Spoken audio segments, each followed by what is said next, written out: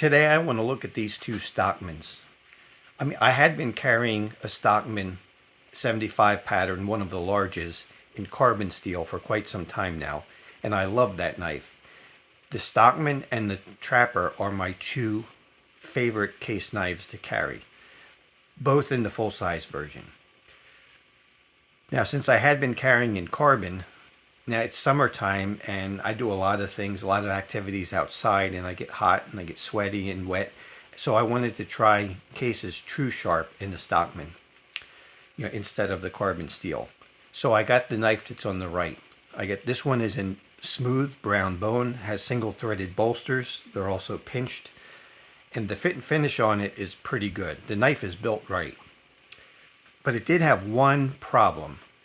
Even though I love the smooth bone and I love how it looks, it proves to be slippery in the hand. And I wanted something that had a better grip. So I started looking for Stockmans that have jig bone in True Sharp. But I didn't want to pay top dollar for it. So you could look on eBay and find knives that aren't perfect. You find things that are, for one reason or another, have some kind of a blemish to them. This particular knife, the bone on this side was twice as thick as it is now. It literally stuck out to here, to about where my finger is. Now, I don't expect the bone to be perfect. It's a natural material, and it should look different. It is something that is very unique, and that's part of the attraction of it, is its uniqueness. So I got this one cheap because it was just ugly. And not only was it ugly, with the bone being that large on this side, it was very uncomfortable in the hand. It was just an unnatural grip. Not going to say so much uncomfortable, but it didn't feel right. It felt out of balance, like you weren't cutting with a tool that was balanced. It almost felt like, the blade is lopsided or something. So I got this knife with the idea in mind to fix it. So what I did with this knife is I took it on the belt sander, and in just a few minutes I'll be showing you the video of me actually modifying this knife. So I took it on the belt sander and sanded it down to about the same thickness. So as you can see here on this side, the two are about the same thickness, and if you flip it over, it's still a little bit thicker over here. This scale on this side, this cover on this side, I make fixed blades, and fixed blades have scales, so I still get the terms mixed up here every once in a while. My mind thinks in fixed blade. So the cover on this side is still a little bit thinner, which is fine. And a lot of the thinness is just because of the jigging right here. So I'm going to show you what this one looks like. Now, I still have to put case paste on it. This is what it looks like.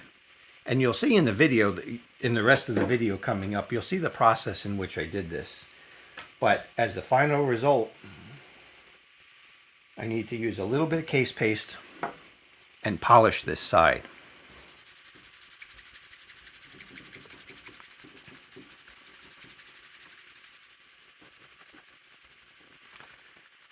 So I'm just going to rub it until I get rid of all the case paste.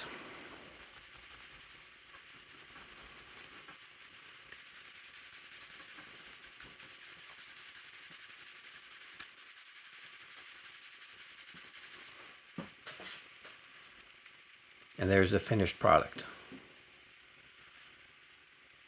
Here's the factory side. And you can see the difference in the thickness of the bone. And there's my side. I had never tried jigging before, so this was a little bit of a learning experience.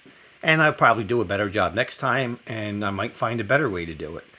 But that fixed the knife, and that made it usable, and that restored, after sanding it down, this restored a good firm grip. Now, this knife did have a couple of other problems. This clip point blade was not centered. It was all the way over to that side, right up against this brass liner here. And what was actually causing it is this spay blade would push the sheep's foot blade over, and the sheep's foot blade would push the clip point blade over. So what I did is I ground down the spay blade. So it almost looks more like a clip point now. Because as you go up, as it had that extra height here, the blade gets thicker as you go up. It was pushing, and you could see here where it was rubbing. It was rubbing up here. It was rubbing up here on the sheep's foot blade and pushing it over. It was also obscuring part of the nail nick on the sheep's foot blade. Now that's clear, and that problem is gone, and that allows this blade here to center much better. In fact, if I pull the sheep's foot blade out, you'll see that clip point blade is still centered. Before, what would happen is when I put the blade in, the clip point blade would go way over to that side, almost over to the liner. Now everything here is acceptable. The tolerances are good. The knife functions great. Any rubbing is kept to a minimum. And I think the balance of the knife has been restored, where the covers are roughly the same size now. So this is now going to be a summer EDC. And there's a look with the side that I fixed. I sanded down and then rejigged the bone because it was completely smooth after I sanded it down. So enjoy the rest of the video, which shows what I did to it. I took it on the belt sander and I sanded it down so it was about the same thickness as the other side. Now on this side it's still a little bit thicker than over here, but that's okay.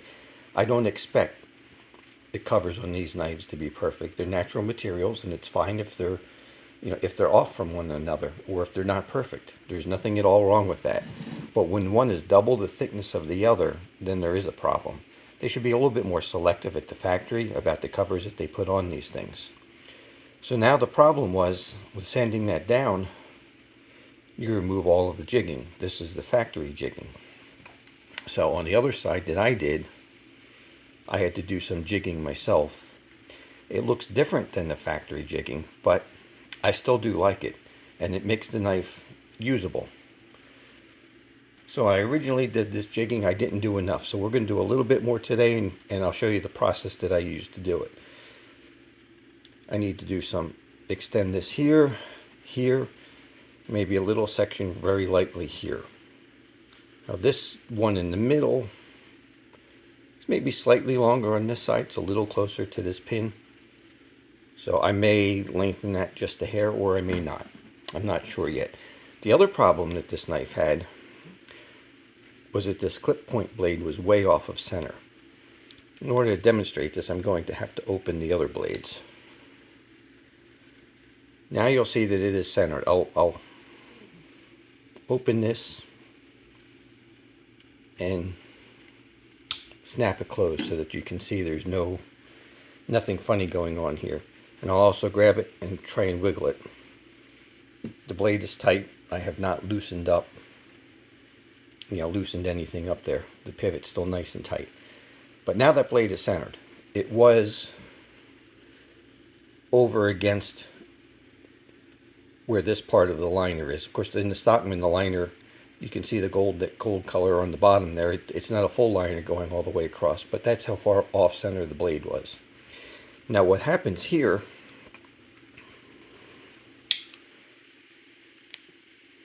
is when I close the sheep's foot blade, do you see that push the clip point blade over that way? So actually what's going on here is if I just close a sheep's foot blade without the spay blade being there, see, it doesn't move it over. And when I close the spay blade, it's moved over that way. So the spay blade is tight on this side like it should be. The sheep's foot is hitting the spay blade and pushing the sheep's foot blade that way, which is pushing it into the main blade and pushing the main blade over that way. So that's something else we're going to correct.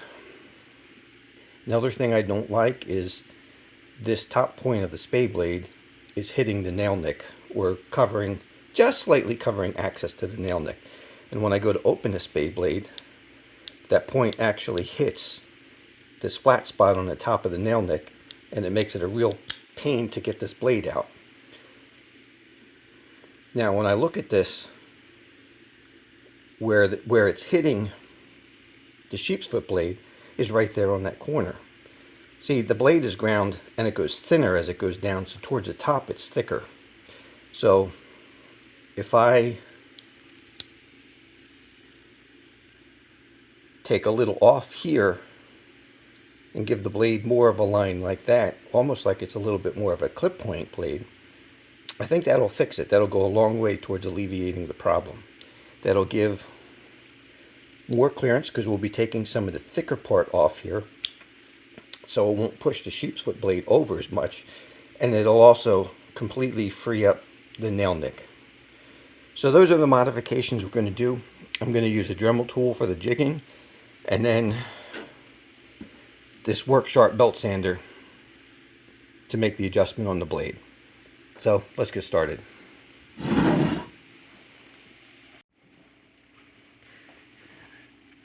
Ideally, I should clamp this knife down, but I'm just going to try and hold it and try and be steady with it. That's how I did the rest of this here. Let me change the bit. This is the bit I used to do the jigging. It's kind of a tapered cutter. Okay, so I'm just going to try and hold this steady and try and do this, and I'm going to run the Dremel tool on a slow speed. So I'm going to put it on my thumb here for a little guidance.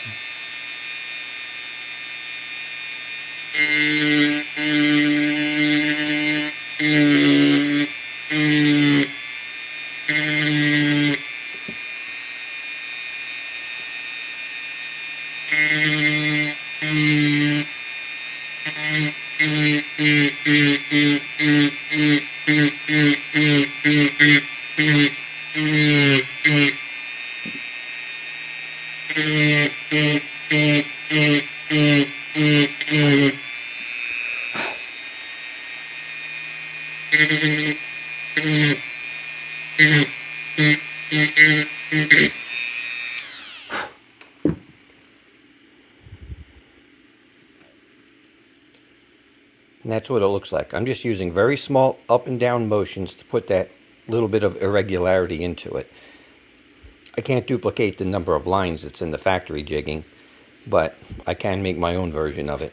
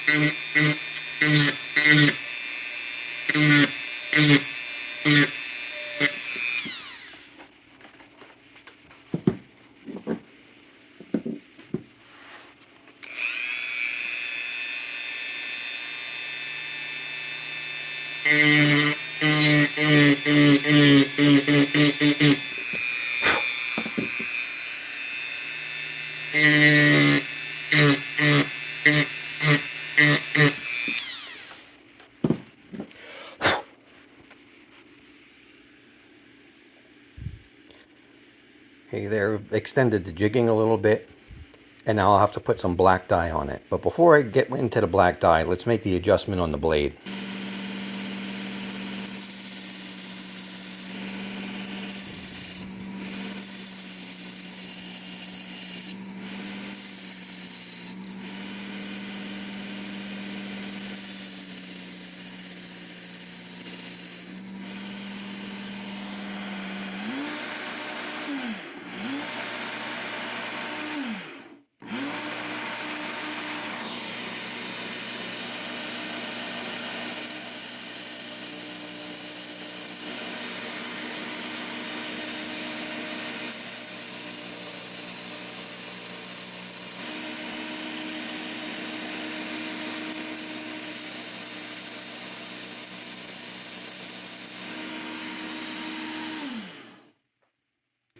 See, there's that little bit of tip right there still.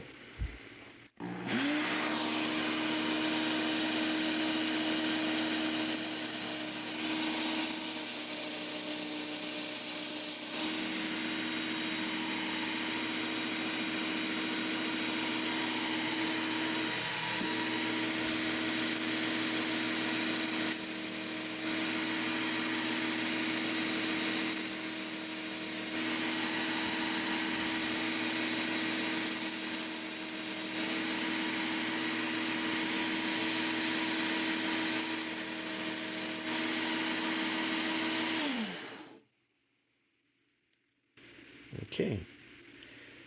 I just want to put a slight chamfer on it, and I'll refine that on the bench stone later. Let's see if that makes any difference in opening the knife. So you can see we're completely clear of the nail nick now.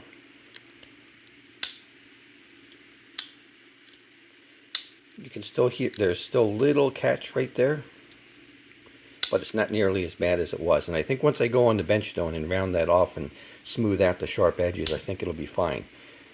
I didn't finish the job, but a few more quick hits with the diamond stone, and this blade is now opening beautifully. I'm not experiencing that catch. It opens nice and smooth.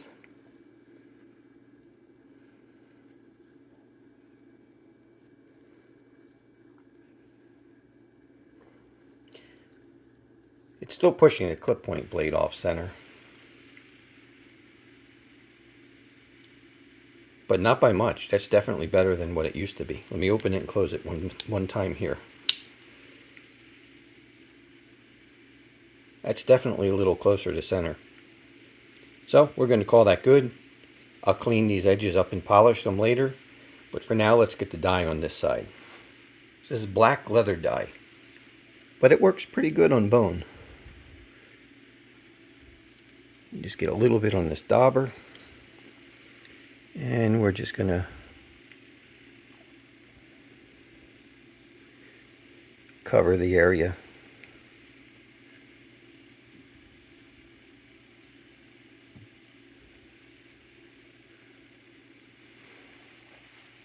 And we'll just let it sit for an hour or so, and we'll let it soak in.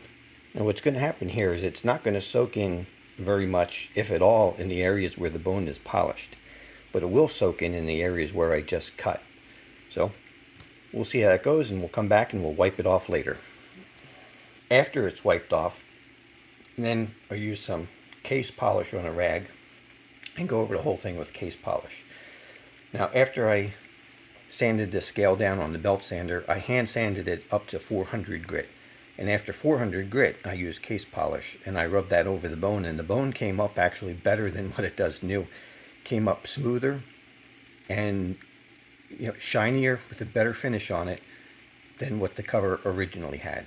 So it's actually very easy to refinish the bone if you have to. Leather dye works great.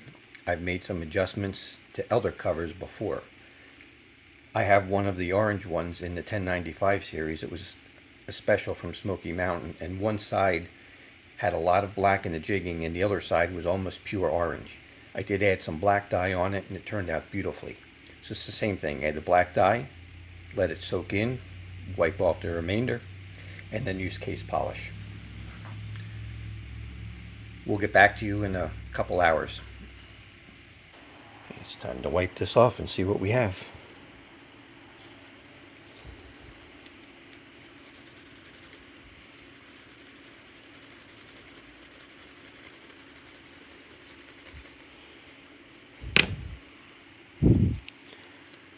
I'm going to use just a little bit of rubbing alcohol just to clean.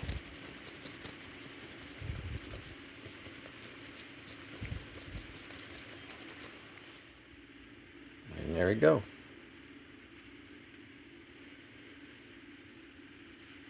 There's the factory side and the side that I did. Of course, it's going to look a little bit different yet after I go over it with case paste, but we'll leave it dry overnight first. And we'll do that tomorrow. Now, one thing that remains to be done on this knife, is you can see where it used to have the head of this rivet that went through there. It's ground off flush, so either I'm going to have to try and peen this just a little bit or replace this pin entirely. I'm leaning towards replacing this pin entirely rather than trying to peen this, because it's level with the surface of the bone here, and I think I might crack something if I try and peen this one down. So I think I'll knock it out with a punch and put a new pin in there.